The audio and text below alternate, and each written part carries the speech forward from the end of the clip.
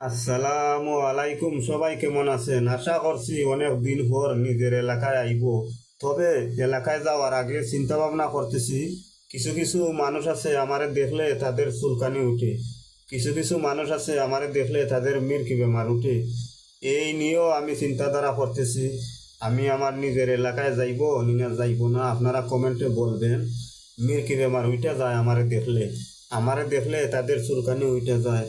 তবে কুলাঙ্গার হল চুলকানি উঠোক আর মির্কি বেমার উঠোক, এগুলা আমার দেখার বিষয় নাই।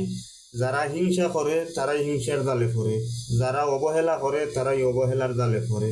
আমি আবু নিজের এলাকায় যাইতেছি, আমি আবুরে দিকে যদি তোদের চুলকানি উঠে কিচ্ছু করার নাই, আমি আবুরে দিকে যদি তোদের মির্কি বেমার উঠে কিচ্ছু করার নাই। এটা হইছে কুলাঙ্গার হল, এটার জন্মের ঠিক নাই। অনুরোধ করি, মানুষকে কোনোদিনও হিংসা করবে না, মানুষকে কোনোদিনও ছোট ভাববে না। যে অবহেলা করে সেই অবহেলার জালে পড়ে। আমি অনেক দিন পর আমি আমার নিজের এলাকায় যাইতেছি, অনেক মানুষের চুলকানি উঠে যাইতেছে। আমারে দেখলে তাদের চুলকানি উঠে যাইতেছে, আমারে দেখলে তাদের মির্কি বেমার উঠে যাইতেছে। কিচ্ছু করার নাই।